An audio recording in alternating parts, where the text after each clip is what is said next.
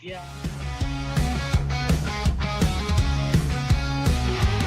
The sun is high, we're feeling good.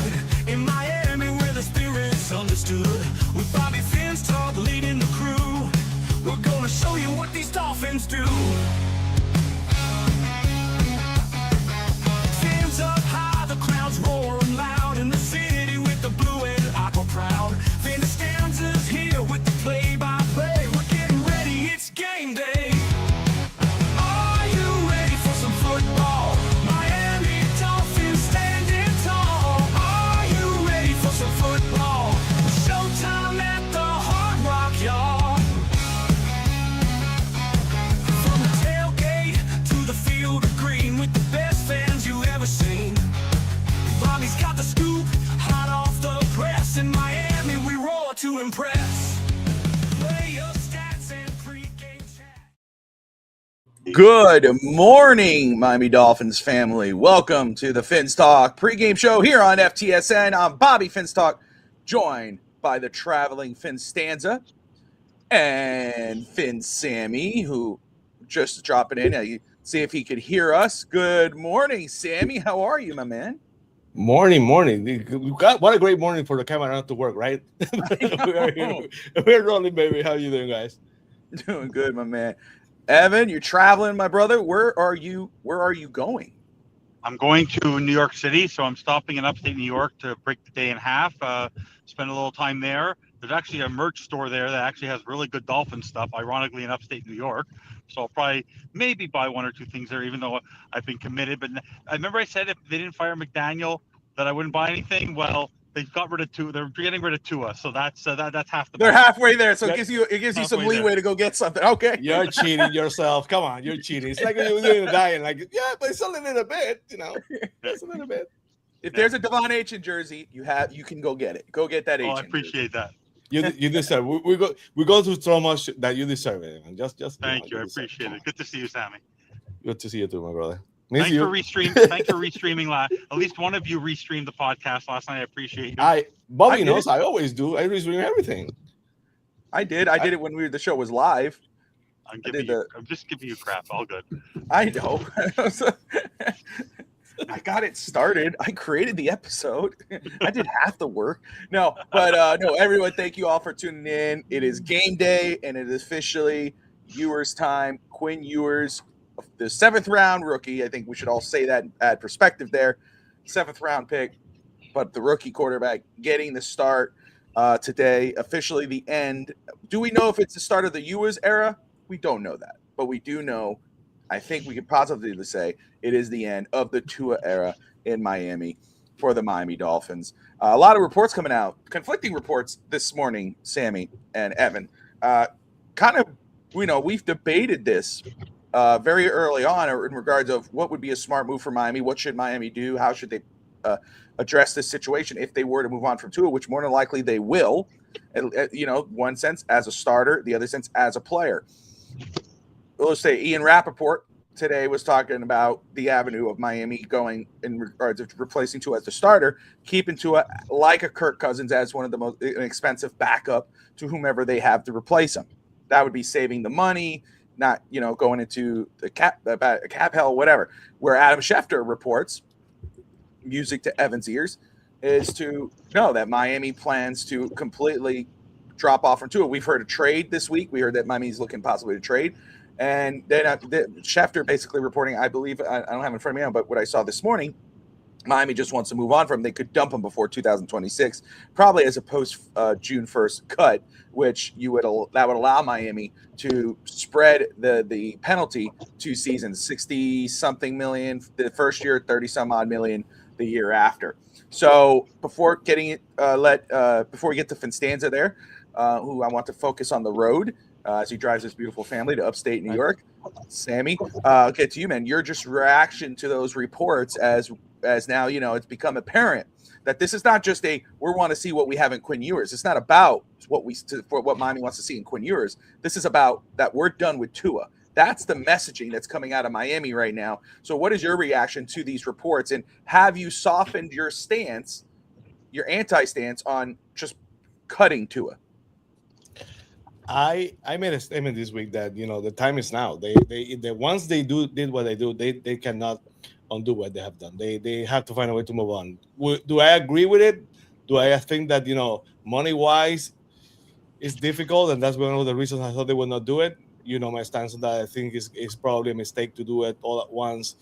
Uh, it's gonna be a tough year next year if they do that. But once you do that, you have to move on. I don't think that Tua can come back next year and be basically a backup now. He took it, pretty well. I'm still confident that he's there. He's not gonna be a huge distraction. Uh, because that's the kind of guy he is. I don't think he's going to be pouty on the sideline. Of course, the media is going to do whatever they want. They can point the camera at the sideline, he laughing while the team is losing by 25 and still making an issue. That might happen, but it's really not an issue. All backups are basically are not looking. A lot of players are in the bench having fun, but of course, not all players are getting paid $50 million next year to be the backup in the bench. So it's going to be an issue, but that's different from him having an attitude. He's gonna be the Tua he also always been. I really believe so, but they cannot do what they've done. They have to find a way to do it. Hopefully, they can find a trade partner that will take part of the contract. We take part of the contract, and it's less of a hit. But I don't think they can go back. This is the end. They have to. They have to do it now. Evan, your thoughts on the two different reports, and of course, what you believe. If Miami was to release him post June 1st, that type of situation for Miami. Yeah. So as I mentioned last night with Brett, and it was great to do a show with Brett, like to really have his analysis, because I think of all the people on the network, and nothing against us, he really looks at it from like a real analytical perspective. He doesn't really get emotional by it as much. He just really justifies his answers, and it's really a pleasure to do a show with him last night. It's pretty evident that Tua, for me, and like Sammy, I agree with you. I don't think Tua specifically on the sideline or in the room would be a problem specifically, but I think that the media and the brand that he's created, the fact that people, we tanked for Tua, but in the end we found out that 4 draft picks for him, we tried to trade for Burrow before the draft, and all that. Like for me, Tua right now he's very polarizing, and the way that there's still Tua stands, and if there's still going to be media coverage on him, and what's he doing sitting there, and how is he supporting the quarterback, whoever they might draft, or if it's Quinn Ewers, you have to rip the Band-Aid off. And there was, like I said, there's a trio. There's Curly, Lowry, and Mo. There's Greer, there's McDaniel, and there's Tua. And right now, like I mentioned to you guys 2 weeks ago, if I have to put up with McDaniel for one more season and see what he could do with a quarterback, I'll do that if Tua's gone. And I think Tua could go potentially somewhere else and fight for a job and get his league minimum. But no, you have to cut him. And as I mentioned on the show last night, if you do the math, because of the way the cap has gone, the Broncos' percentage of Russell Wilson's contract against their cap is higher as a percentage of the cap than Tua's will be on the Dolphins if they do a post-June 1st cut and spread it over 2 years.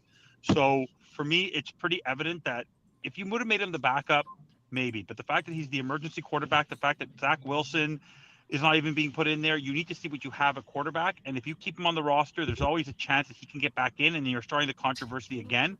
It's time for the Dolphins to move on from what looked like an option in 2022-23 that could potentially be something that's functional for the team. But as you can clearly see, he's a hindrance to the team. He can't move. He can't throw. And the way he speaks now, he seems like somebody who is also ready to move on. I think he wants out. And I want to be very clear about this. I am not convinced, based on all the reports I've read, that this is purely a McDaniel decision. I think this might be a Champ Kelly decision.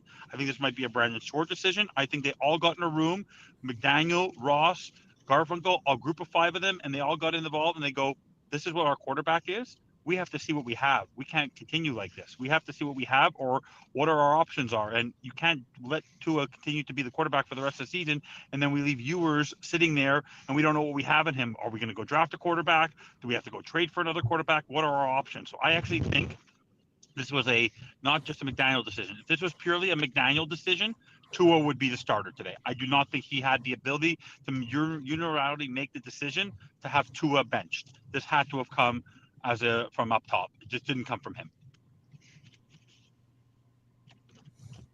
Sammy, you want to respond to that? We disagreed on that before. I think Mike McDaniel, basically, that's it. That's his last chance. He find a way to resuscitate to like his career.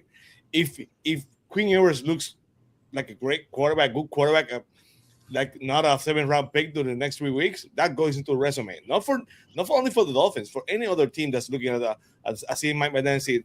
He won certain amount of games this year. He's probably is going to go out with a winning record, and he finds a way to make Quinn Ewers serviceable and a good quarterback. That goes into his resume. Not only for the Dolphins to come back next year, for other teams looking. So I think he did it for himself. I of course, it's not only his decision. He probably will have to go to Stare and say, listen, I know it's a $50 million investment, because any team that has a quarterback with so much invested into him, the head coach probably has to go upstairs and ask to the general manager, the head coach. But I think Mike McDaniel is the one behind the idea. I think trying to find a way to save his career as head coach, but I think it's on him. I don't think Stephen Ross went to say we have to get rid of him. I don't even Sean Kelly. I think it has less authority than Mike McDaniel right now, because it is interim. And he's not probably not going to be here next year. But Mike McDaniel has a contract extension already in the books, and he should be here next week. I think he has more power right now than Sean Kelly. So I think it's McDaniel's decision. I think he's doing it for himself. Try to see if he can stay with the Dolphins or put something in his resume for next year or the year beyond. Many years to come up with another team. I will say, I agree with that concept. I do believe this was a Mike McDaniel decision. Do I think that maybe Ross had said, hey, look, whatever you do, we're cool with. You do whatever you got to do, because these next 3 games are his job. I think that's, he had that 4-game win streak helped kind of solidify that he wasn't getting fired in season, but these next 3 games are his job. So this is your chance to save your job. Whatever you think, if it's staying with Tua as your starting quarterback, that's what you're going to risk. Or go ahead and change it and see what happens. Remember, I had said when we were discussing this situation before Tua was benched, the week before Tua, the date or that same week he was benched, before he was officially benched, I was saying I believe that he will. I think that's where it's going. And, the argument was, no, there's no way. McDaniel's tied to Tua. Tua's tied to McDaniel. They're not going to do it. They're not going to do it. They did it. Because I believe McDaniel said, my best chance to keep my job is with Quinn Ewers at quarterback, not Tua Tagovailoa.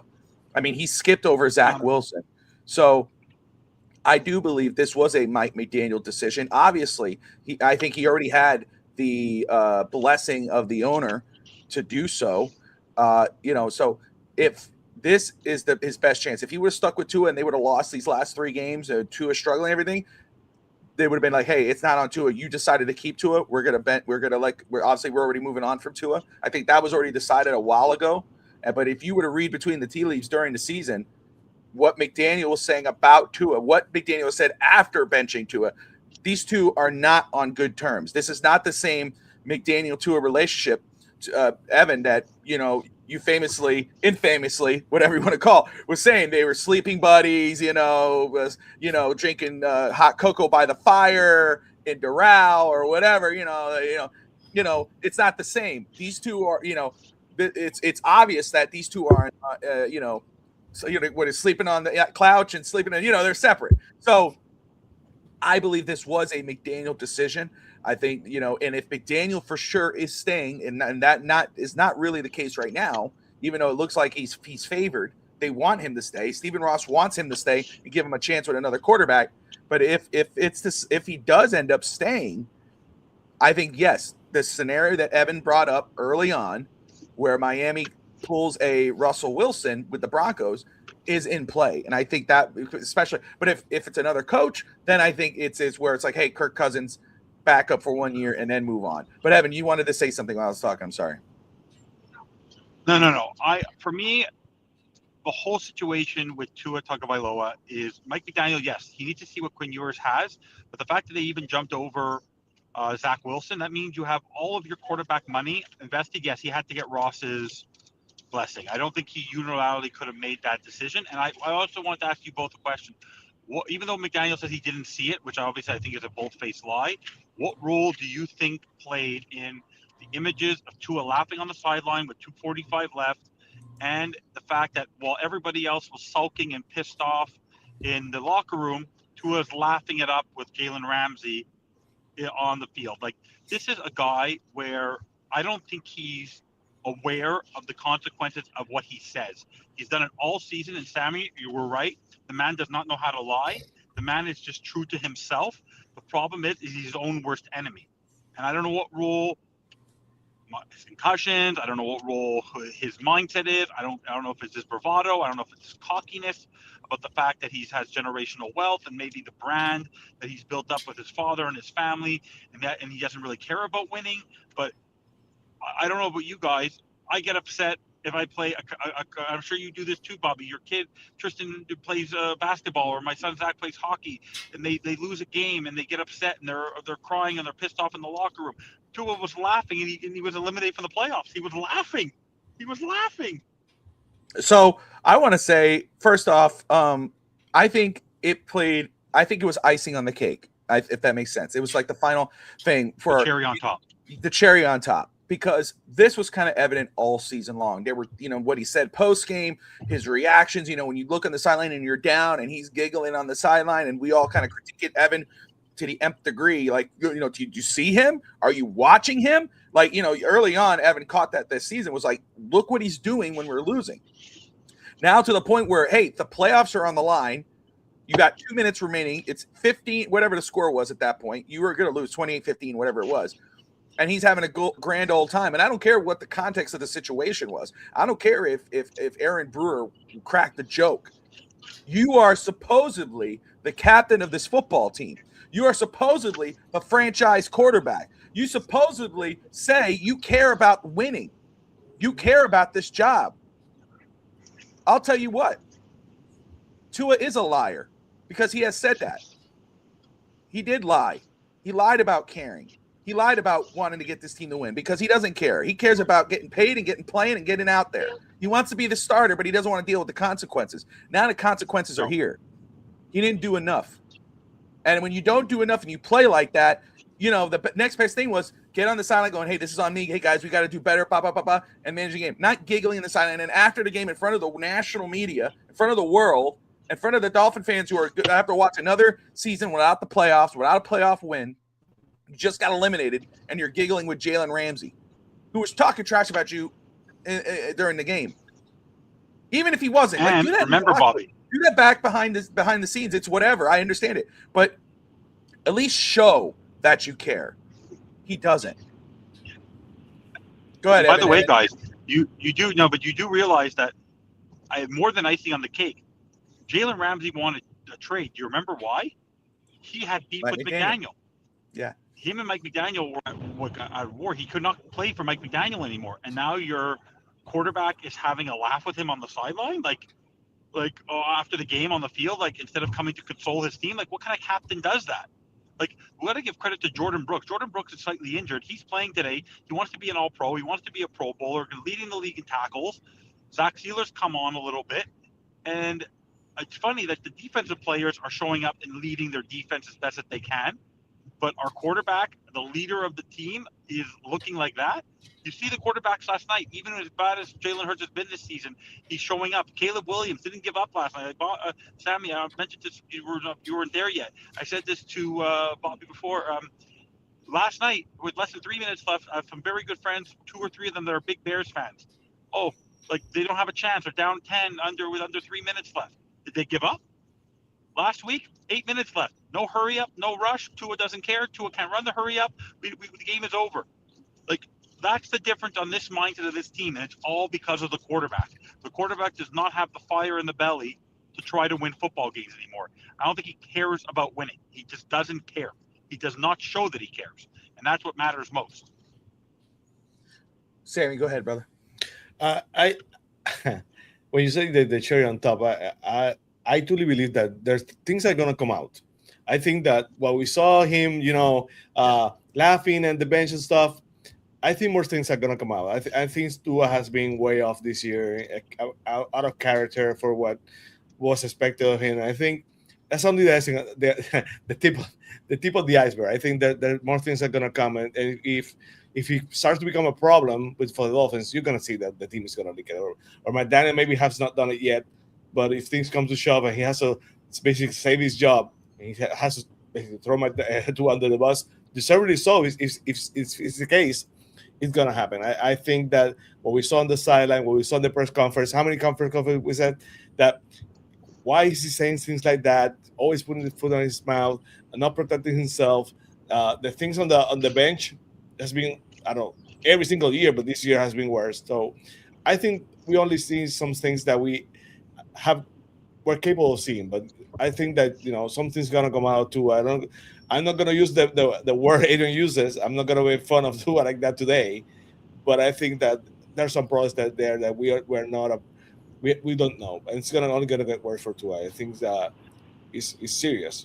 I probably say something about his health or his mental health, but I think that there's a bigger problem right now. I think that's uh, I think I would not be shocked if a reports come before on Black Monday about this and that and McDaniel staying and all those things coming together. So, because that's the way the public relations work. You have sometimes to throw someone under the bus to save yourself, and I would not be shocked if that's the case. So let me recap very quick in regards of why we're having this conversation. Obviously, because it is the end of the Tua era. We don't know if it's the start of the Quinn Ewers era. We're not going there. I don't think anybody should go there. Not yet. Let's see how this 3 weeks. This is a glorified preseason for him, and I'm not having real any expectations. Well, I'm going to go in and just enjoy the game and watch this kid play, and let's see, and then we'll react as we go on. But right now, Adam Schefter, despite the large cap hit, the Dolphins are prepared to move on from Tua Tagovailoa before the 2026 season. That's per Adam Schefter, where Ian Rappaport said that Miami could look to make Tua the backup. Obviously, it'd probably be the most expensive backup for at least for a season. I will say, and I said this, that's why I told Evan the other day when he made his comment in the chat, but I know that's my brother just trolling. But I was saying was what I said on East 10th Street Boys is, in spite of our fiery debate on this situation, the more I sit back and think about it, and especially if McDaniel comes back, I will take the cap hit and I will hate it, but I understand it. I'm still on the sense of if there's another coach, I could see the scenario playing out with Tua. But I'm becoming more comfortable with the fact of just plainly moving on and just getting past this situation, because I think we're all ready for that. In regards of McDaniel's job status, Tom Pelissero this morning, Miami Dolphins are yet to decide on Mike McDaniel's future going into next season. And then Rap Sheet, Miami Dolphins 4-game winning streak following the 2-7 start has strengthened McDaniel's chances of returning as head coach. So another kind of conflicting thing. And of course, Quinn Ewers' performance this next 3 games will decide Miami or help Miami decide what they're going to do with the QB position. But Mike McDaniel, Sammy, I'll start with you on this one. Where do you stand right now on him? Are you 100% behind him being the head coach next season? Or are you still like, let's see how these next 3 games play out? If you were the owner, where would your mind be on this? I want him out. I don't think that the image of the team, the Dolphins have not been the best franchise of the last 25 years, but this year at some points in the season have been a laughing stock. So I don't think you can overcome that. I think they had to move on from Mike McDaniel. He will have to have the greatest 3 weeks in the history of the Dolphins with a 7th round pick quarterback for me to basically change my stance, because I don't think Mike McDaniel said that. I don't think he's gonna change. Maybe he moves on from the Dolphins. He goes as offensive coordinator, and next time as a head coach like Dan Campbell. Dan Campbell, people say Dan Campbell should have been the coach here. Dan Campbell went to New Orleans, learned how to be a head coach for one of the greatest, and became a good head coach. I think Mike McDaniel did that. He needs to go somewhere else, be the man calling the plays, learn how to be a head coach from probably someone better than him, and maybe next time he'll be a better head coach. But I don't think he's a solution here. I think no matter what they do, it will have to be so great for the Dolphins to basically have Quinn Ewers blow us out of the water and say, wow, Mike McDaniel did a great job, for me to say something different. But I think that it's time to move on. I'm not going back. There you go. Finstanza.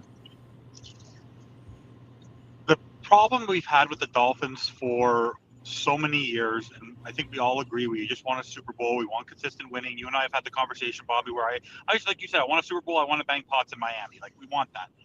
But even if you go back to Philbin and Tannehill, when 4 general managers turned down jobs, and that's why we ended up with Dennis Hickey, was because, you need to saddle yourself with Joe Philbin and Ryan Tannehill. Then you had the whole thing with, you need to adopt Tua.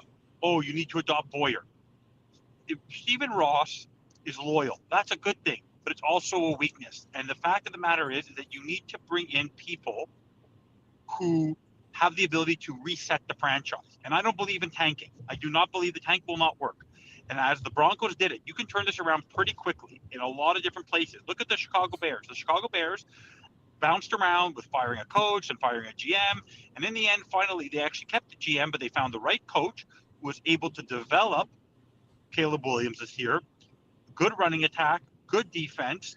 And look what they've been able to do. They're top 2 in their conference. If you have the right mix of quarterback and coach, you could do something with it. And so for me, if Mike McDaniel's back, then Champ Kelly's back. And we're almost in the same spot we are next year. We need a clean slate. It's almost like you go have surgery and you need to remove a tumor. So I don't want to say, and you couldn't get all of it. And unfortunately, that's what it is for the Dolphins. The Dolphins before everything spreads throughout the entire body, they need to remove all of it. And that's what they need to do. They need a clean slate. Mike McDaniel might be able to turn something around with a quarterback, but for how long? Because Mike McDaniel's inadequacies, Bobby and Sammy, at discipline, the penalties, the challenges, the game adjustments. How many times, guys, have we watched the game? This is my number one weakness with Mike McDaniel. The number one weakness, guys. 98-27. You know what that stat is this year, Sammy? You know what 98-27 equals? What is that? You know what that is? 98-27 is the score of the other team against Dolphins in the third quarter. How many times have we heard, Bobby, we need to establish this coming to the third quarter? We are the worst team in the third quarter in the NFL, and it isn't even close. He does not adjust. He cannot take his team into the locker room, motivate them, and get them going for the third quarter. And that's what always happens. And that's the biggest problem with Mike McDaniel. His inability to adjust in game is the reason why he needs to go back somewhere like a Robert Saleh, go back, become an OC somewhere, develop it, get the play calling, learn how to be a true OC, watch under a head coach, not just be the assistant to the head coach where you don't even have the say on the game call, and then come back in a few years. And that's what needs to happen. Mike McDaniel is not ready to be a head coach, and for me, it's just in-game adjustments, Bobby. It's more than the Tua stuff. It's more than the losses. It's more than the way he speaks. It's more than the way that.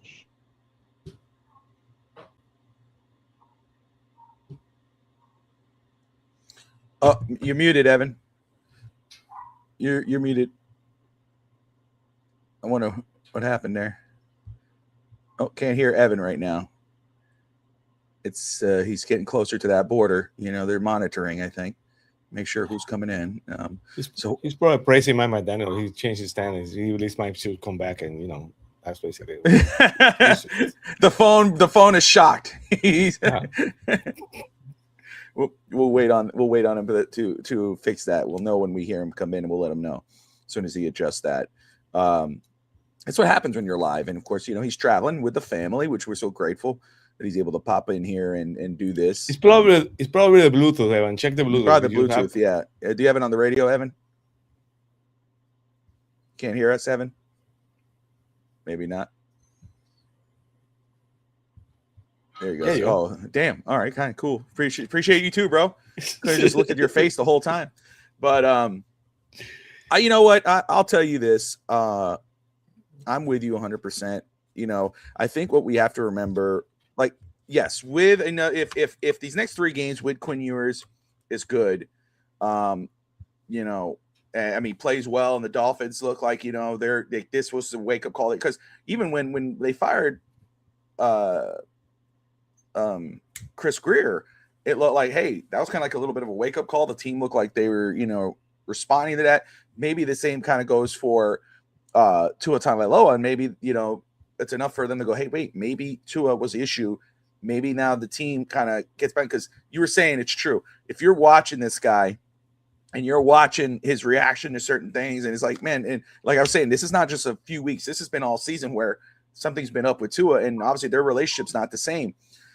If Miami comes in here and the team's playing harder and the offense looks a little bit better and everything else, and they win the next 3 games, or they win 2 out of the 3 next 3 games, that could save McDaniel's job. Right now, as it stands, if the season was to end today for whatever reason, I'm letting go of Mike McDaniel. That's where I stand. I still think he should be let go. If they were to keep him, can I get on board with that? Can I be okay with that? Sure, I can make myself okay with it because it's a new quarterback. Let's see what a new season is. Yeah, it's going to be a down year, but let's see. But right now they should move on because Evan brought up a great point earlier that I think a lot of people, we're looking at that 4-game win streak, but we're not looking at the total picture, at that point. What was the question marks before the season? And then it rode into this season. Players not attending meetings, players being penalized. The culture needs to be changed. Was the culture changed this season? Did it feel changed to anybody? Not to me. It felt pretty much the same. Jalen Ramsey didn't want to be here because of Tua Tagovailoa. Maybe it was a part of it. He's smiling in his face, but is he smiling behind closed doors? I don't know. But the report was that he did not want to play for Mike McDaniel. There was a rift there, so he left. Now there's a rift between Tua and McDaniel. Tua's only a captain on because he's the quarterback, but there's bigger issues here than that. Players not attending meetings, the question marks before Chris Greer got fired. So McDaniel still has a very big hand in that. And whether there's a new GM or Champ Kelly, those problems are going to still persist. Maybe, just maybe, people go, man, there's no, like Evan, and I know Evan could hear me, but there were probably players that thought the same thing, that were like, there's no way Tua's going to get benched. That's McDaniel's boy. There's no way they're going to do that. And just because McDaniel did it, that might say to the players like, oh, wait a second, damn, this is not the same. McDaniel's not playing. And maybe, just maybe, that's enough for these guys the next 3 games to show fight, where even if they win 2 out of 3 or 1 out of 2, whatever, that we're sitting here after 3 weeks, and Evan, myself, and you were going, you know what? Even though they were 1 and 2, this team showed fight. This team showed grit. This was a different version that we thought, even though, because we know the talent of this team is not as good as it should be. Maybe, just maybe, this move saves his job, but we're going to have to see. Until we could see it in the next 3 weeks, I'm still on the camp of we got a clean house. They got rid of Greer already. They've just benched Tua. They're going to move on, however that's going to look. They got rid of 2 of the top personnel guys who've been here for 20-plus years. They're doing things people didn't think was going to happen. It's happened. Is it finally where they go, this is a clean slate, we're getting rid of everybody, McDaniel's the last chip, we're going to go in and get a whole brand new regime? Yes, to those who are going to ask the question, whomever they are going to be, the usual suspects, whatever. That's not going to fix our season, right? That it's not going to win us that many games. No crap. No manure. I'm not going to say the other word because I know I'm a speaker and I want to be respectful to the beautiful children in the backseat. I just want to say, okay, no manure. All right. Hopefully that's okay to say. All right. I think you get the point. Thank you, sir. We know that. We know what this team is more than likely going to look like next season, right? However, we have seen teams, make the right GM, head coach, and quarterback, rookies or whatever. They throw them there, and all of a sudden, wow, this is a respectable team in their first year. We've seen that happen. More than likely, though, it's not. And that's okay. But change has to happen, and it's happening in Miami. The last change, though, should be Mike McDaniel being let go. Evan, if you are working, sir, if the mic is working, I'd love to get your updated, your reaction to what we're saying, but also finish your point you were saying before, sir. And we could hear you now. No, I'm here. Yeah, no, what happened? Someone called me and then I disconnected. So I had to reconnect back. But no, in the end, can you hear me okay? Yes, sir. Okay. Yeah. So no, overall, like I said, in the end, the next 3 games, whether they win or lose, if they lose 1 or 2, if they lose 2 of the next 3, McDaniel, after 4 seasons with the team, has a losing record. The team still can't win in the cold. The team still can't adapt. And I honestly don't believe you're going to be able to attract free agents. I don't think you're going to be able to attract anything beneficial to this team. And I think the problem is also, guys, is that we're a very polarizing fan base also that is very topsy-turvy. If you keep McDaniel, there's still going to be that sense that something is still wrong with this football team. Like, everyone is begging, pleading for a sense of renewal, a sense of just start over. Like, we need a clean slate. And I'm not talking about tanking or anything like that. I'm just talking about get somebody to control football operations, whether you go get a veteran head coach who's also the veteran of the VP of football operations, and they hire their own general manager. You do that, or you go find a president of football operations who hires the right general manager and coach. But if McDaniel's here, Champ Kelly's here, and it's going to be more of the same. So for me, in the end, it's about just starting anew and giving the chance to the team to develop something fresh and refreshing. Right now, it's still that sense of, if I'm Devon Achane, why do I want to come back and be under Mike McDaniel? If I'm Jordan Brooks, why do I want to come back? If I'm Minka, why do I want to come back? If I'm Rasul, why do I want to come back? If I'm the defense again, I go, this is you can't just blame Tua, because as much as Tua is to blame for this, if Mike McDaniel truly felt that Tua wasn't the QB, then he could, and he felt like he had a chance to win, and he was seeing from what he could see from Ewers in practice or whatever, he could have dropped them. And you could say, oh, the winning streak. Tua was awful in every single game within the winning streak, made with the exception of Buffalo. So for me, all I can say for me is, it doesn't matter what happens over the next 3 games. It's about Ewers, it's about Theo Weiss, whether it's about McClendon, whether it's about Andre Carter, whether it's about Taj Washington, I don't care. Let the young guys play. Like when Mike McDaniel says with a straight face, oh, he didn't say we want to give Matthew Judon a chance to win. No, he didn't say that. He said, oh, he like a chance to win somewhere else. No, the other players give us a better chance to win. Oh, playing Quinn Ewers gives a better chance to win. That's lip service. He's lying to himself. He's not. You can't say that with a straight face. No one believes when he says that. So for me, it's just about seeing what we have out there right now. And if McDaniel does ball out, who knows what Ross will do. But even if Ross does it, he's still going to be sticking with the status quo, which is what the most frustrating part is. Because status quo is still not going to be good enough for us. And saying that you finish 6-11 or 7-10 or 6-9, 6-11 or 8-9, that is not a sign of growth. That is just not a sign of, oh, we're going to have a great year, or 9-8. Even if you finish 9-8, that's status quo. That is not growth. Let me just go ahead now. We got our game inactives here. It's official there. So let's just start it off for the Miami Dolphins. Obviously, quarterback Tua Tagovailoa, who was drafted the 5th overall pick, was our franchise quarterback for years now. Is not the backup quarterback for today. He is the emergency 3rd quarterback. So he is inactive. Nick Westbrook-Akini, also inactive. Minka Fitzpatrick out. Isaiah Johnson, Kendall Lamb, Taj Washington, Matthew Butler, all out for the Miami Dolphins against the Bengals today. Evan, I'll let you start first, and then Sorry, Sammy. my daughter was asking a question. Can you repeat the game inactives, please? Tua as the quarterback, and who are the game inactives? Minka, who else? Minka Westbrook-Akini, Isaiah Johnson, Kendall Lamb, Taj Washington, and Matt Butler. I'm disappointed that Taj doesn't get a shot. Theo Weiss gets to play. So Evan's frozen up. I'm freezing up. Can't hear me? Yeah, you're freezing up. You're freezing up right here. Okay. We'll wait for him to come back. Let's meet his mic. I'll wait for. I can hear him. Yeah. Oh, now he's frozen. Oh wait, there he is. The only disappointment I have is Taj Washington. That's the only disappointment for me. Okay. That's the only disappointment. Yeah, I hear you. Yeah, go ahead. Cross the border and then let us know. It's not me. All right, brother. All right, Evan will be right back. He is going to New York from Canada. So let's see how it goes. Sammy, your reactions to the inactives, brother. Well, hopefully that means Westbrook-Akini.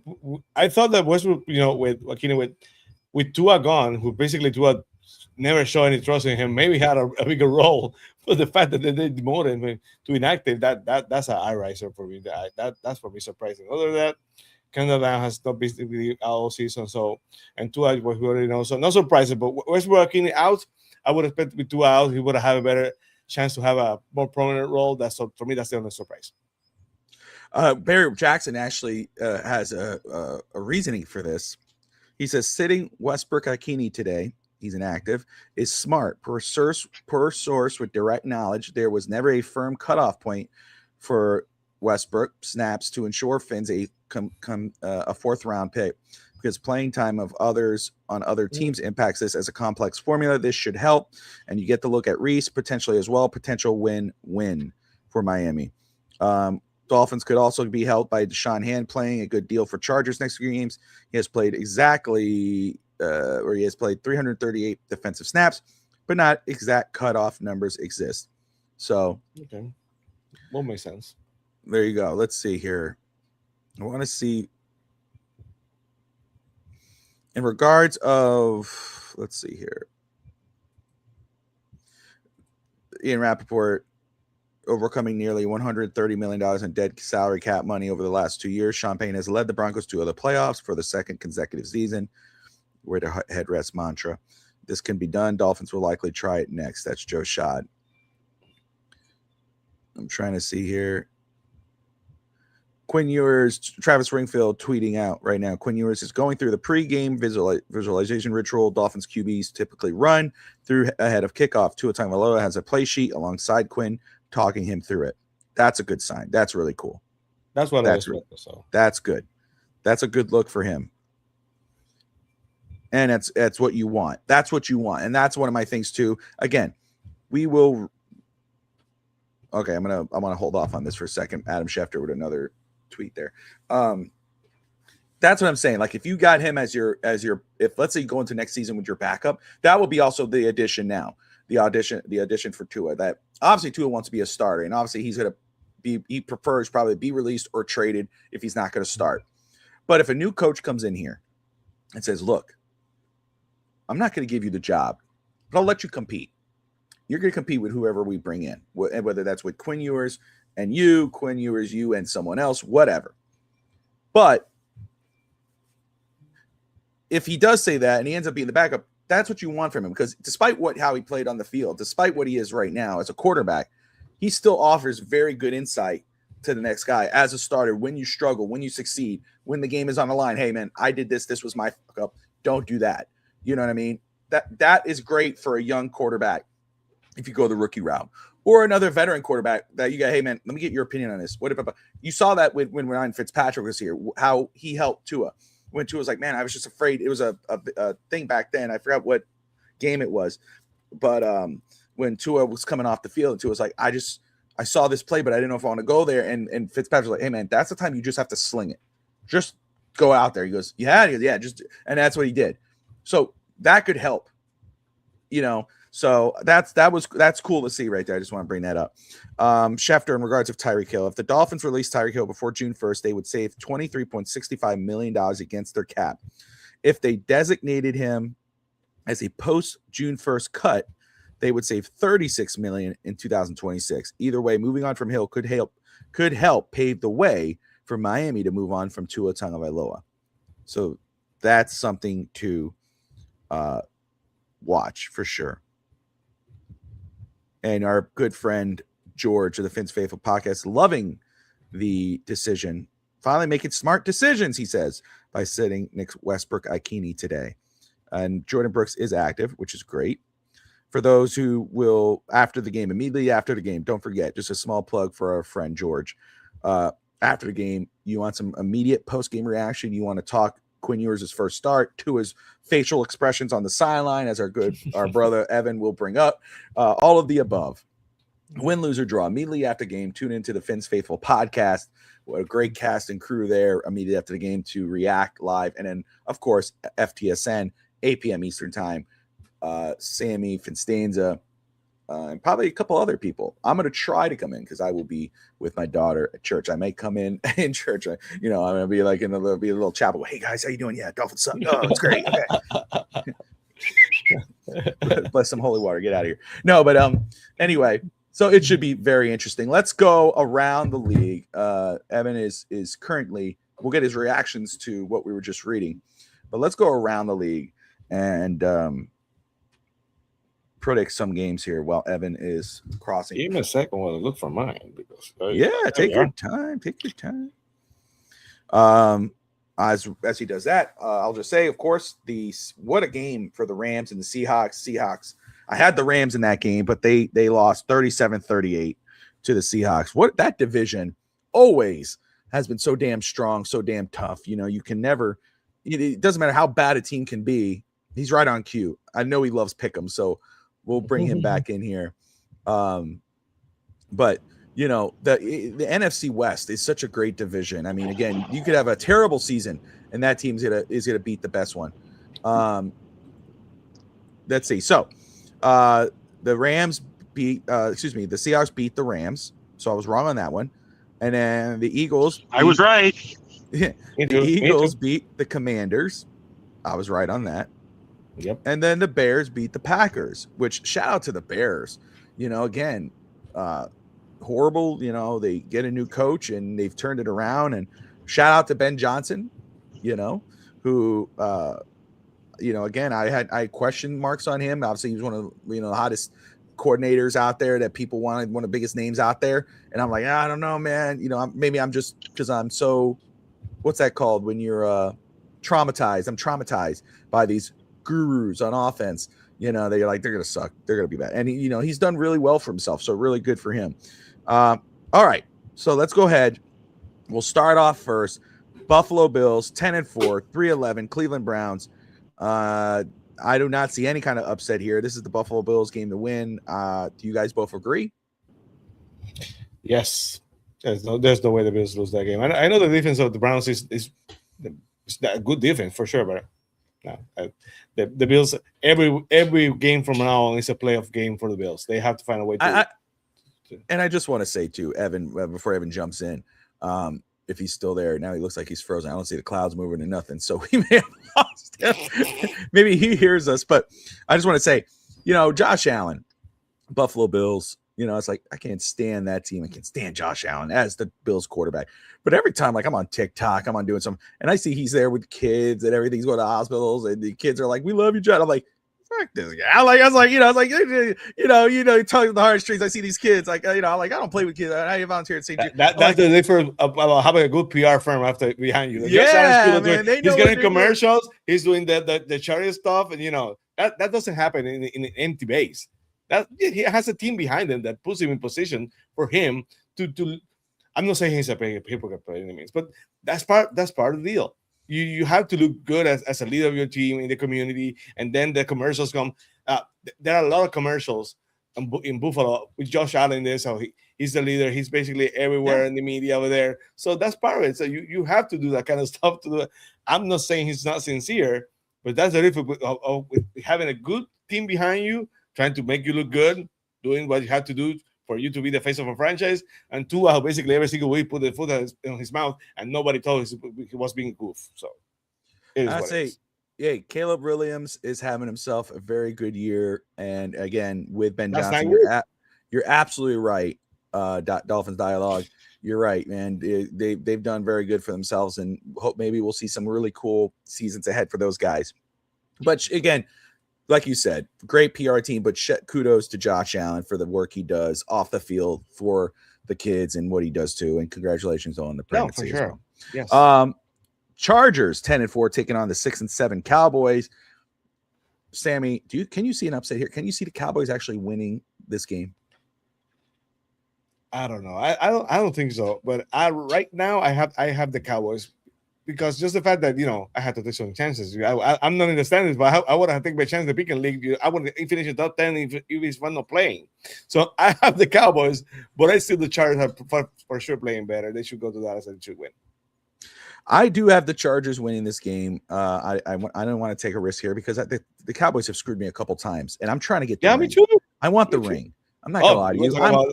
I watched that ring. We're gonna talk about it. Yes, I want to talk about that. So,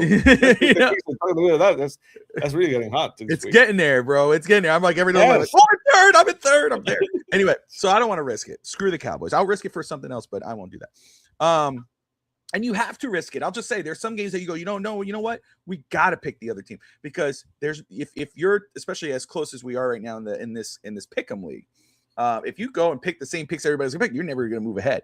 So you're either gonna lose the same games or you're gonna win the same games. So sometimes you gotta go and hopefully the risks you take end up paying off for you and you can take the jump. One of those risks could be this game. Kansas City, Tennessee. Tennessee's a terrible football team. I love Cam Ward, but it's a bad football team.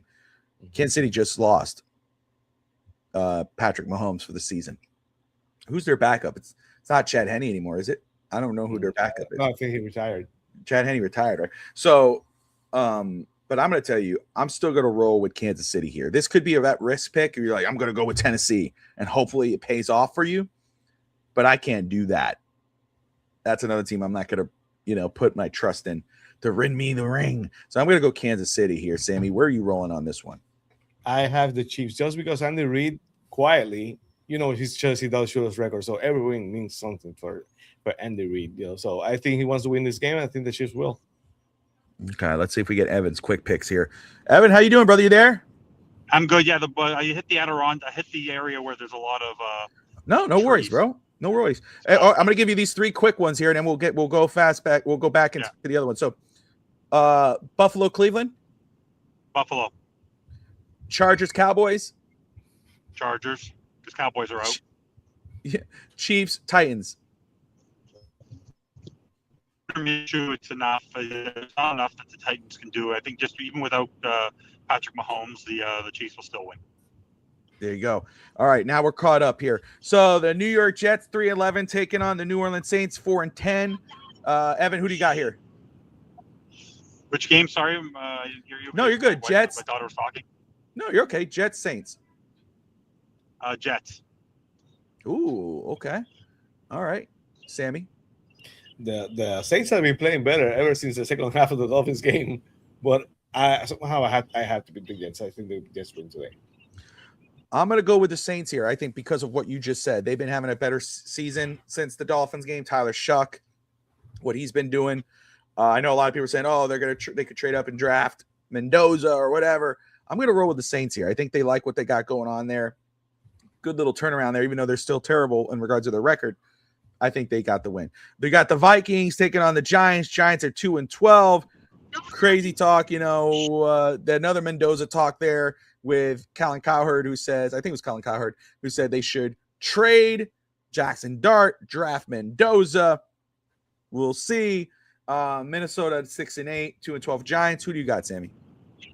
I have the Vikings just because I think the Vikings defense is just so much better than the guys, right? Evan? Vikings. I got the Vikings as well. All right, the Tampa Bay Buccaneers 7-7 taking on the Carolina Panthers 7-7. This is very, very interesting. This is a game that is very hard for me to pick, or has been very hard to pick. I've gone back and forth multiple times because this is one of those risk picks. Because our hearts, or I want to say our hearts, our brains, our hearts, whatever we want to say, Tampa Bay, but something is telling me Carolina.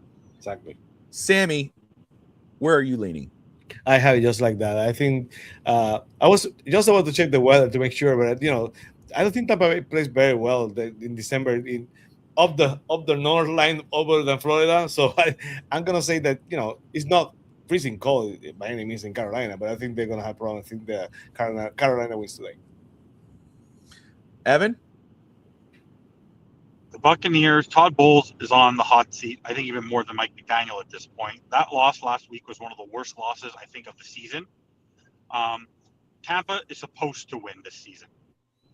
The Carolina Panthers are not playing with house. They're not expected to do anything. Just have a good time.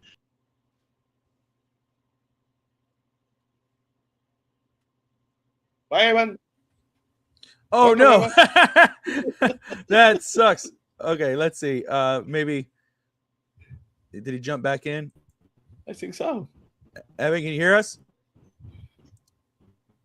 Evan, you there?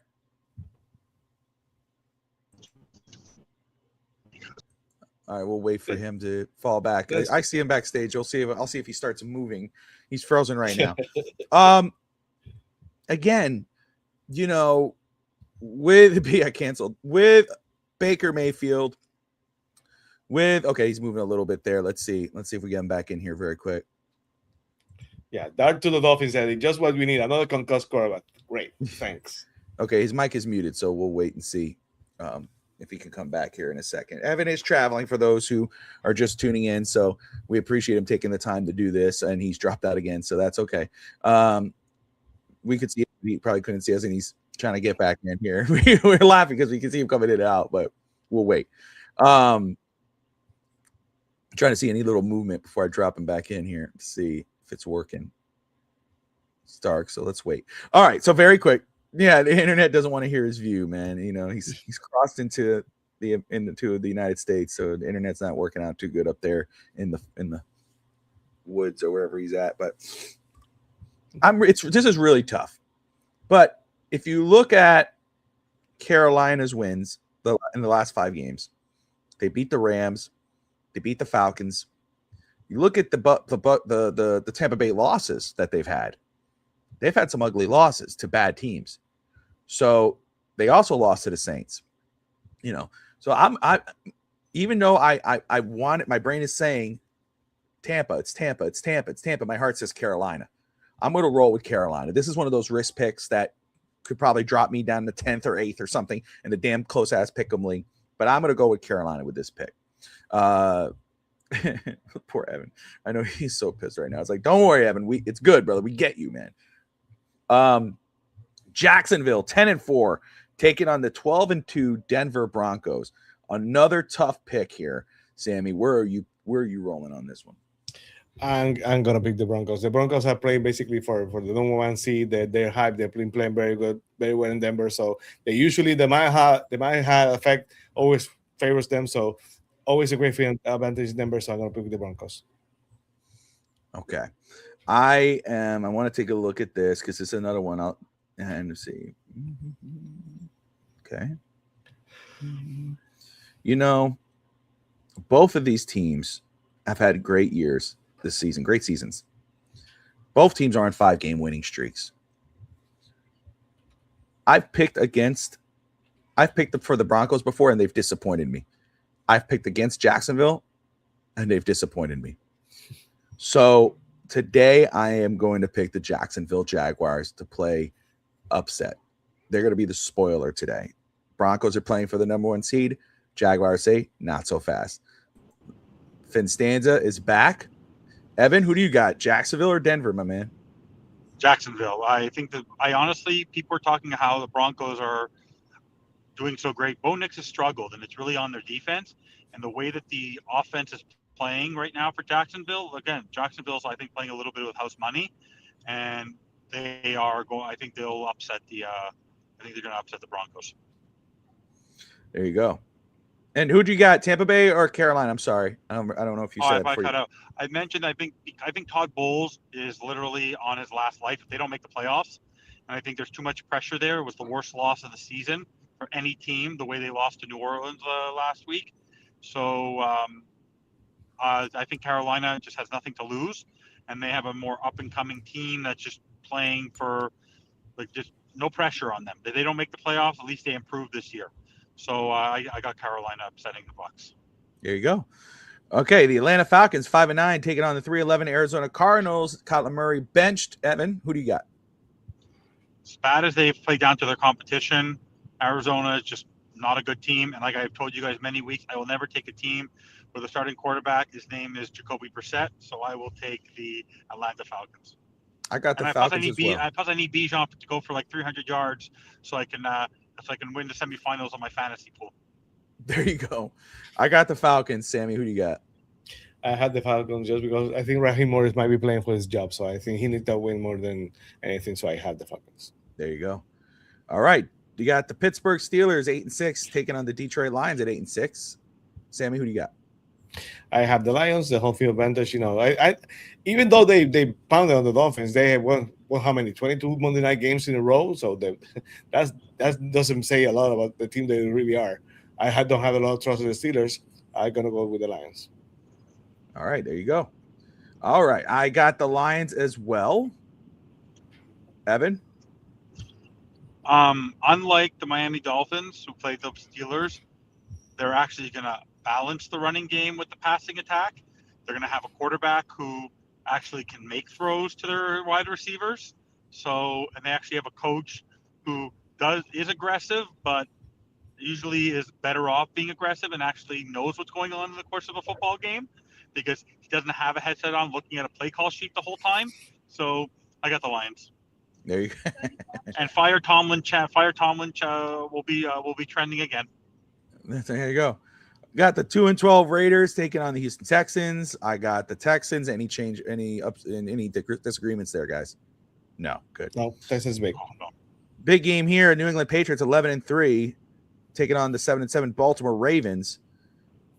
Who would have thought, even with Lamar Jackson back, Ravens would still be teetering on and getting healthy. That's the healthy they've been. Yes. So, Evan, Sammy, I'll start with you, man. Who do you got here, Patriots or Ravens? I'm gonna pick the Ravens because they've been so disappointing. Even they get healthy at the right time, they have to win this game. I know it means a lot for both teams, but the Ravens, if the Ravens win this game, and the Pittsburgh Steelers lose, they back in the game. And then I think this is a huge game for the Ravens. This is the most important game of the season after they play the Steelers again. So I'm gonna pick the Ravens. Evan? If it wasn't for Ben Johnson's ability to turn the Bears around this season, Mike Vrabel to me is the best coach in the NFL, and I think he is the best coach in the NFL. What he's done with the Patriots is unbelievable. What he's done with Drake May is incredible. I don't go against a Mike Vrabel coach team. They always have a shot. Lamar Jackson still is not himself. I believe that the Patriots are going to beat the Ravens today. I got the Patriots as well. Coach of the year, I think, for Mike Vrabel, what he's been able to do, how he's turned around that team. He's a culture setter. He did the same thing with Tennessee until the front office started interfering, the ownership started interfering, everything went downhill from there. Never should have fired him. They traded AJ Brown, exactly. But he goes to New England and look at what they're doing there. So besides, I think the Ravens is a good pick just because again they've been having such a tough part. It's like they got to win this game. We know those guys. Their record doesn't reflect that team. They're having a bad year this year. But there's something, I don't know what's in the water there. I don't know if Lamar Jackson's, obviously with his injury history, or is it John Harbaugh? There's something going on that something needs to change with that team. You can't bet against them, but I will pick against them here. I'm going to roll with the New England Patriots. And then you got the San Francisco 49ers at 10-4 taking on the Indianapolis Colts at 8-6 with Phillip Rivers now as a starter there in Indy. How the drop, it is 8-6, but they are dropping, and Evan said it. They weren't going to win the rest of the season. Evan, do you stick with that view? 100%. They're going to finish 8-9. Remember, that was one of my best predictions. Remember, I said it. Yeah. Even when Daniel Jones was not injured yet, I said the Colts are going to lose out. They're 8-4, and I said they're going to lose the next 5, and they're going to lose the next 5. And they're losing today. Overrated. I thought you wanted to be a part. What are you doing? You're overrated. You are overrated. Starting trouble in the comments, sir. Controversial. Sammy. I think I got that right on the money. I don't think the Colts have a chance on this. Even though the 49ers are not the healthiest team all season, but they're playing better for sure. They have more capabilities to win the game, so I'm going to go with the 49ers. There you go. I got the 49ers as well. I won't even play around with that one. I'll just go with it. Let me go ahead and take a look as we pull this out here. Let me pull this here. Let's take a look if there's any updates. So we know for sure. Adrian said he'll let us know if he's still watching. He'll let us know if he could be on post game later tonight. But Dahl will be on post game with Finstanza and Sammy later to talk this game, and I will try to sneak in. I'll try to pull myself in there again. I might be in the, I might be in a chapel, So, hey guys, how y'all doing? Choir telling the God bless you. Now be quiet. No, I'm just playing. Let's see here. Just want to make sure I'm not missing anything. People are ridiculous. Okay. Same old Dolphins fans. What's that?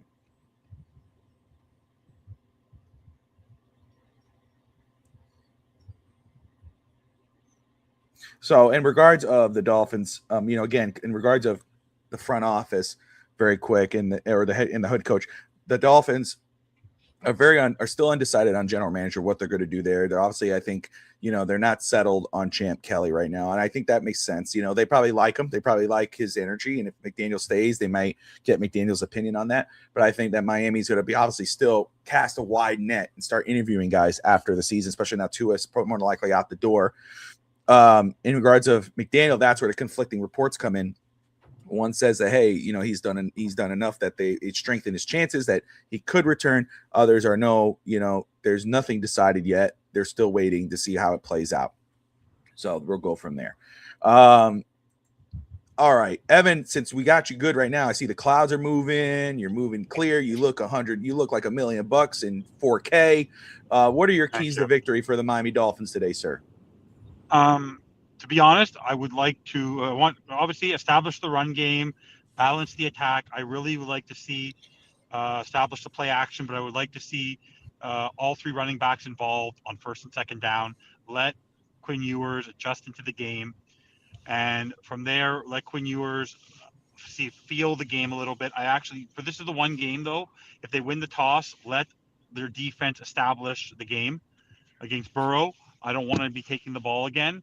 And from there, I just want to see an establish of the run game, a real balanced attack. Let Ewers throw. Let him try different things. If he makes a mistake, not a big deal. And just let your young guys play. And honestly, honestly, this is a game, guys, where if it's 4th and 1, 4th and 2, 4th and 3, don't kick the field goal. Just go for it. If it's on the 45, on the 50 or later, let Quinn Ewers feel it out. I want this to be, like you said, a typical preseason game, and just figure it out. And let involve Darren Waller. The number one weapon today should be Darren Waller. It shouldn't be anybody else. It should be Darren Waller. It should be Theo Weiss. I don't need Waddle to even really be that involved in the game. And let even Gordon and Wright have more than Achane today. Like, if you want to, Achane can have a decent game, but honestly, it's not about winning today. It's about establishing a culture and to see whether or not Quinn Ewers is a capable quarterback and what else you have there in the young guys. That's what I want to see. Today I want to see a glorified offensive, try different things, and then on the defense will do its job. I'm not worried about the defense today. They'll do their job. If they don't play against Burrow, great, and whatever. But no, I want the offense just to have some fun today. I want this to be a fun football game. I don't care about the interceptions. I want to see out routes. I want to see deep balls. I want to see all that. Okay. Sammy? I just want to go back and say, Eddie, he asking. I know you cannot read the comments, Evan. Where can I find that Gore-Tex jacket? Text, and I know why he's saying that because of Costanza. You can actually buy it at Old Navy, and it's actually quite warm. It's actually a fall winter jacket, but you can buy it at Old Navy. There you go. It's Gore-Tex. That's nice. I'm not blown up. I can move. That was great. For the keys of the game, listen, of course, turnovers. You having a 7-round pick quarterback in the Dolphins. The stupid interceptions that have been hunting us with Tua there. Hopefully they can control the game, run the ball, stop the run, play some defense. Hope for the late field goal, and hope for the best. I think you guys are right on the money. I know Evan had said though in regards to the running, run the ball. It's be a running game. If you really want to win this game, run the ball, diversify the offense, and it should be more run than pass. Yes, it's a new quarterback. Yes, this is not Tua Tagovailoa. Yes, they may take a couple more risks than they usually do, but you got to protect your 7th round pick. You got to protect your rookie quarterback. Don't put him in harm's way. Quick outs, quick point passes. Short, immediate. Let your offensive weapons make the plays, and then run. And if you want to choke up the defense, get the linebackers a little up, then you go ahead and toss it up and see what type of play you can do with a Jalen Waddle over the top. And a defense, continue playing the way you've been playing. Play tough football. Yes, you're playing against Jamar Chase. Yes, you're playing against T. Higgins. Yes, you're playing against Joe Burrow. But play. Stop the run. Hold them to the passing game, and then play your best ball on offense. On defense. But again, this is going to be an eye test for Quinn Ewers, and this is absolutely everyone's going to be watching what this team does with McDaniel after making this big decision to sit Tua for the rest of the season and basically say we're done with you. The done part is an organizational decision. The organization has decided they will move on from Tua, whether it's as a starter now, as the bench later, and moving on next year, or just moving on in general. That was an organizational decision that Miami's made. The sitting decision is Mike McDaniel. Mike McDaniel has decided he is done with Tua as his quarterback as long as he's the head coach. We're going to see how that impacts this game and the games going forward. Now, how does it impact this game? Sammy, I'm going to start with you, my man. What is your official prediction for this football game? Bengals, Dolphins. I had it 24-21 Dolphins. I'm going to flip it and it's going to say 24-21 Bengals. Okay. Why the change, if you don't mind? I didn't see enough from the team. I expected a different attitude. I'm gonna close a close game, but it should be probably larger. I didn't see the necessary attitude towards the end of the season from the Dolphins. I expected something like more like a kind of a cry to see we're gonna try to keep playing. I don't know. The vibe of the team, I've seen this before. The attitude, I've seen this before. So I'm saying 24-21, but it could be even worse because I expect a little bit more from the Dolphins this week. I haven't seen it, so I'm gonna say those will go down today in Miami. There you go, Evan. Give me 2 minutes, okay? Okay, Just go ahead. keep on talking. I'll give it. Let me see here. I want to make sure I get everybody. Raphael has it 30-3 Cincinnati. DSG has it. I want to write this down for later, guys. Forgive me. I'm trying to fill up my little envelope here because I don't know where my notebook is. My wife's not going to be having it. I think this is a bill, but that's all. 24-13. Sometimes those bills you need to check the envelope that's inside for you to pay back. Those are good. I know. The thing is, I'm using a marker too, so I'm writing all over it. I know. It's seeking through. Eddie has it 35-24 Cincinnati. That's kind of doable. But hopefully, the Dolphins gets to score 24 points. Yeah, that would be actually, I guess, respectable. Let me go here. Cincinnati 35-24. Evan is ordering food. Is that what Evan's doing? Okay. I don't know. Maybe he's the border. Who knows? maybe he will stop by a cop. Yeah, maybe he's running away from the law. You don't know. I just hope he's okay. He's ordering Mickey D's. He's He's ordering. What is he ordering? What is he ordering? We want to know. What is it? For me? Yeah. Yeah. I have to get golden arches for the kids. Oh, there it is. Okay. You need to buy that Grinch combo. You know, that supersized Grinch combo where they right. That sounds nice. My prediction, get that.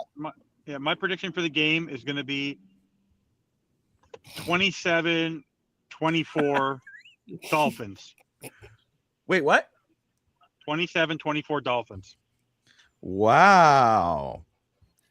Okay. That my Daniel really knows how to coach, huh, Evan? Yeah. 23-30. For two kids combos, boy, man, Canada, it's rough. He's in New York now, brother. He's in New York. He's in the States. Oh, he's in New York. Oh, yeah. Even worse. Even worse. Steve Malloy, 27-16 Bengals. Thank you, 27-16. Mr. Jandy, 24-20 Miami. I'm reading for you. Oh, too. there you go, Jandy. All right, Right Mr. there. Jandy. Let's see here, Miami. I try to write it because I love to go back on it later. I don't think DSG has picked the Dolphins once this season. I don't know. I might be wrong with that. I don't think he has. Have you, boy? Yeah, I have to check on that. I don't think he has it. He is a certified hater. Whatever you could be against, whatever you can be against, he's against. God bless him. I think it's very smart, but he's always picking against the Dolphins. He is smart. He's fun. Stanza fam deserves steaks after being tortured like that. Basically, what DSG is saying. But guys, I honestly, I have a feeling they're going to play a lot more loose today. They're going to play. They have nothing to play for, so they're going to play loose. Yeah, well, I think by with your prediction, I'll say too, if that happens, that shows that benching Tua made a positive impact on the team, just like when they fired Greer. That could light a spark on the team where Evan was the leader of that pack. Was like, that will not happen. Tua will not get benched. He's McDaniel's guy. That I guarantee you, that players probably felt the same way. That was not going to happen. Then it happened. So maybe, just maybe. But I will say I disagree. I think it's 16-20 Cincinnati. I think Cincinnati wins the game 20-16. I have to disagree with Evan a little bit because for me, the way I see it, every time this team is to lose, they lose. they get crushed when they lose. But I disagree with you, Sammy. Sammy, Okay. They were playing. Bobby, tell me if you disagree with this. It's with Tua. They were doing everything to protect Tua in the offense and what Tua was capable of doing. The throw that Quinn Ewers made in Cleveland, Tua hasn't made that throw in 2 seasons. Tua can't throw an out. Quinn Ewers can get outside the pocket. He can throw the ball deep. There's different things that you could do with a Quinn Ewers who's raw that you can't do with a Tua Tagovailoa. That's what I'm saying. So there's going to be, I guarantee you, there will be a couple of deep balls today. I'm telling you, there will be deep throws. I get that. I respect that. I'm just going from the part of Toulouse because last year and every time Tua is hurt and they Toulouse, yeah, they look good. They're Toulouse. They're confident and they crap the bed. So I get what you're saying. From your point of view. So yeah, from point of view, I get what you're saying. But for me, every time they lose, they lose. It's a different kind of loose. They're not stiff like Tua's hip. Oh. Well, we don't know about that. Maybe that hip is way too loose. You don't know. We have to wait and see. No, they honestly, I think they're not playing a conservative game today. They're playing the 32nd ranked defense. This defense is just god awful. They're just a very bad defense, like a very bad defense.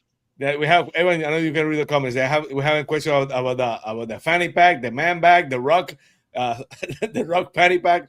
They want to know what it is, Evan. They want to know what you got there. It's a carry-all. When I travel, I don't want to have George Costanza's wallet. Remember that episode where he opens up his wallet and he has his entire life there? So I carry a bag. Exactly. Right. I carry a bag. Not embarrassed. I can tell. It's called a bag. It's called a bagoo. From New York City. Actually, he pulls it off. He was in Puerto Rico. You know, he had the man purse, and he can carry. It looks good. Guys, I'm going to New York, and I'm wearing the logo. Okay, I'm in New York State, and I'm still wearing the logo. Eddie in the chat, he's a fancy boy. Bunch of troublemakers now coming in here. We've been on too long because the troublemakers are out. But anyway, hey, look, we are about 39 minutes away from game time. The Dolphins versus the Bengals, the end of the Tua era, possibly the start of the Quinn Ewers era. We're not ready to say that yet, but maybe, just maybe, depending on how today plays out. But this is, we are on Mike McDaniel job watch officially. It seems like they were toying with it, but I think now, since this move is made, his job is officially on the line. Let's see how his team responds. Let's see how he responds to making this major decision to bench Tua. Tonight, immediately after the game, I'll say this. I want to make sure I get to plug in immediately after game, guys. To win, lose, or draw, make sure you tune into the Fins Faithful podcast with George and the crew for their reactions to the game. And then again, FTSN post-game show, FinsTalk post-game show live 8 p.m. Eastern time here on FTSN with Finstanza and Sammy and Dahl and possibly Adrian, depending on if he could make it. Maybe me. I may make an appearance here and there. I'm going to try. I'm going to do my best. I might come in late. Unless maybe it's just boring and I'm like, nah, I'll take a break. But anyway, I'll be there. Anyway, not a good plug. I'm sorry. I'm ready to wrap. But anyway, guys, Sam, any final thoughts before we wrap this one up? Well, like I said, is the end of the Tua era has already happened. I don't think how can put the toothpaste back into the tube. Yeah, Mike McDaniel has to keep doing what I told him he needed to do. He needed to shorten the mistakes, run the ball, play hard, and win this week, probably next week, and the week after for Win to say that he deserves a chance to come back. So Mike McDaniel is playing for his job. With Quinn Ewers, we'll have to wait and see what's up with him. Evan? All I can say is today will be the first time we watch a football game and we actually are excited to see what the quarterback is capable of. That's what I'm looking forward to. I'm actually looking forward to seeing what this guy has. I'm looking forward to seeing what Mike McDaniel can do. Because I said this last night. I don't know, Bobby, if you heard my stat last night. Do you know in 2023 when Tua got injured? No, in 22 when he was injured and Bridgewater and Skyler had to come in. When they had to come in mid-game, that's when they struggled. But McDaniel, to give him credit, was 3-2 in the games where they actually, in his career, where he actually has a quarterback starting in that year, where he actually has, those quarterbacks actually started the game from start to finish. So let's see what he can do with a quarterback from beginning of a game, doing walkthroughs and prep. So let's see what he can do. 100%. Guys, I thank you all for tuning in. For Miami Hurricane fans, Canes did advance yesterday. They beat Texas A&M 10-3, forgive me, but 10-3. The Canes Were a Podcast should be live later tonight, I believe at 9 p.m. or 9:30 Eastern time. So make sure you look out for that. If you are a Canes fan, Dolphin fans, FinsTalk postgame show will be live at 8 p.m. Eastern time. So we appreciate you all. Thank you guys. Like and subscribe. And Dolphin fans, hey, fins up. We'll see you all later. Fins up.